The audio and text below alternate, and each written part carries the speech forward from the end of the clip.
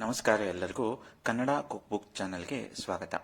ಇವತ್ತು ನಾವು ನಮ್ಮ ಚಾನಲ್ನಲ್ಲಿ ಬೆಂಡೆಕಾಯಿ ಫ್ರೈ ಅಥವಾ ಭಿಂಡಿ ಫ್ರೈ ಮಾಡೋದು ಹೇಗೆ ಅಂತ ತಿಳ್ಕೊಳ್ಳೋಣ. ಒಂದು ದಪ್ಪ ತಳದ ಬಾಣಲೆಯನ್ನು ತೆಗೆದುಕೊಂಡು ಒಲೆ ಹಚ್ಚಿ ಬಾಣಲೆಯನ್ನು ಒಲೆಯ ಮೇಲಿಟ್ಟು ಅದಕ್ಕೆ 2 ಟೇಬಲ್ ಸ್ಪೂನ್ ಅಡಿಗೆ ಎಣ್ಣೆಯನ್ನು ಸೇರಿಸಬೇಕು. ಎಣ್ಣೆ ಕಾದ ನಂತರ ಹಿಂದಿನ ರಾತ್ರಿ ತೊಳೆದು ಆರಿಸಿ ಈಗ ಹೆಚ್ಚಿಟ್ಟುಕೊಂಡಂತಹ ಬೆಂಡೆಕಾಯನ್ನು ಸೇರಿಸ್ಕೋಬೇಕು. ಬೆಂಡೆಕಾಯನ್ನ ಹಿಂದಿನ ರಾತ್ರಿ ತೊಳೆದು ಆರಿಸೋದ್ರಿಂದ ಹಾಗೂ ಈ ಸಮಯದಲ್ಲಿ ಎಣ್ಣೆಯ ಜೊತೆ ಬಾಣಲೆಯಲ್ಲಿ ಹುರಿಯೋದ್ರಿಂದ ಬೆಂಡೆಕಾಯಿ ಹೆಚ್ಚು ಲೋಳೆಯನ್ನು ಬಿಡೋದಿಲ್ಲ. ಬೆಂಡೆಕಾಯಿಯನ್ನು ಬಾಣಲೆಯಲ್ಲಿ ಅದರ ತೇವಾಂಶ ಹೋಗುವವರೆಗೂ ಹುರಿದುಕೊಳ್ಬೇಕಾಗತ್ತೆ. ಬೆಂಡೆಕಾಯಿಯನ್ನು ಕುಯ್ದಿಟ್ಟುಕೊಳ್ಳುವಾಗ ಅದರ ಆಕಾರ ಒಂದೇ ರೀತಿ ಬರುವಂತೆ ನೋಡಿಕೊಳ್ಳಿ. ಈಗ ಒಂದು ಮಿಕ್ಸಿ ಜಾರಿಗೆ 15 ಎಸಳು ಬೆಳ್ಳುಳ್ಳಿ, 10 ಹಸಿಮೆಣಸು, 1 ಹಿಡಿ ಕರಿಬೇವನ್ನು ಸೇರಿಸಿಕೊಂಡು ತರಿತರಿಯಾಗಿ ರುಬ್ಬಿಟ್ಕೊಳ್ಬೇಕು. ಈಗ ಬೆಂಡೆಕಾಯಿ ಫ್ರೈ ಮಾಡಲು ಬೇಕಾಗಿರೋ ಪದಾರ್ಥಗಳು: 2 ಮೀಡಿಯಂ ಗಾತ್ರದ ಈರುಳ್ಳಿ ಹೆಚ್ಚಿಟ್ಕೊಂಡಿರುವಂಥದ್ದು, ಅರ್ಧ ಬಟ್ಟಲು ತೆಂಗಿನಕಾಯಿ ತುರಿ, ಧನಿಯಾ ಪೌಡರ್ 1 ಟೇಬಲ್ ಸ್ಪೂನ್, ಅರಿಶಿನ 1/4 ಟೀ ಸ್ಪೂನ್, ಕಡಲೆಬೇಳೆ 1 ಟೀ ಸ್ಪೂನ್, ಉದ್ದಿನಬೇಳೆ 1 ಟೀ ಸ್ಪೂನ್. ಬೆಂಡೆಕಾಯಿ ಫ್ರೈ ಮಾಡುವ ವಿಧಾನ: ಮೊದಲು ಒಂದು ದಪ್ಪ ತಳದ ಬಾಣಲೆಯನ್ನು ಒಲೆ ಹಚ್ಚಿ ಅದರ ಮೇಲಿಟ್ಟು ಬಿಸಿಯಾದ ನಂತರ ಅದಕ್ಕೆ 2 ಟೇಬಲ್ ಸ್ಪೂನ್ ಅಡುಗೆ ಎಣ್ಣೆ ಸೇರಿಸಿ ಅದು ಬಿಸಿಯಾದ ನಂತರ 1 ಟೇಬಲ್ ಸ್ಪೂನ್ ಸಾಸಿವೆಯನ್ನು ಸೇರಿಸ್ಕೋಬೇಕು.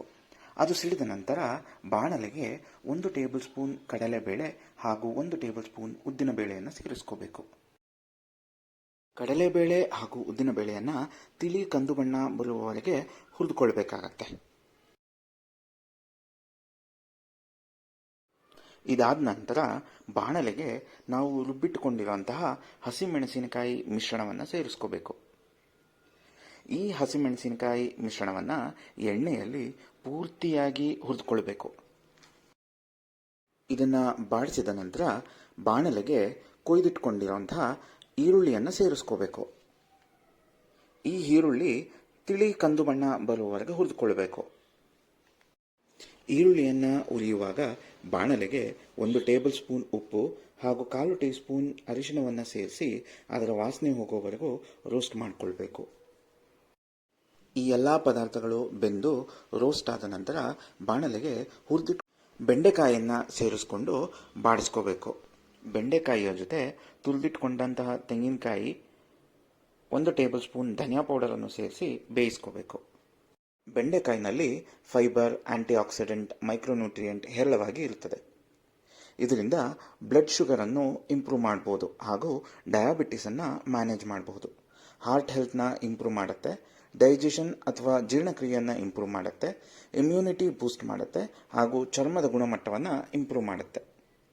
ಇವೆಲ್ಲವನ್ನು ಸೇರಿಸಿ ಬೇಯಿಸಾದ ನಂತರ ಬೆಂಡೆಕಾಯಿ ಫ್ರೈ ರುಚಿ ನೋಡಿ ಉಪ್ಪು ಬೇಕಾದಲ್ಲಿ ಸೇರಿಸ್ಕೊಳ್ಬೇಕು ಹಾಗೂ ಬಾಣಲೆಯ ಮುಚ್ಚಳವನ್ನು ಮುಚ್ಚಿ ಸಣ್ಣ ಉರಿನಲ್ಲಿ 2 ನಿಮಿಷ ಬೇಯಿಸಿದರೆ ರುಚಿಕರವಾದ ಬೆಂಡೆಕಾಯಿ ಫ್ರೈ ತಿನ್ನಲು ಸಿದ್ಧ.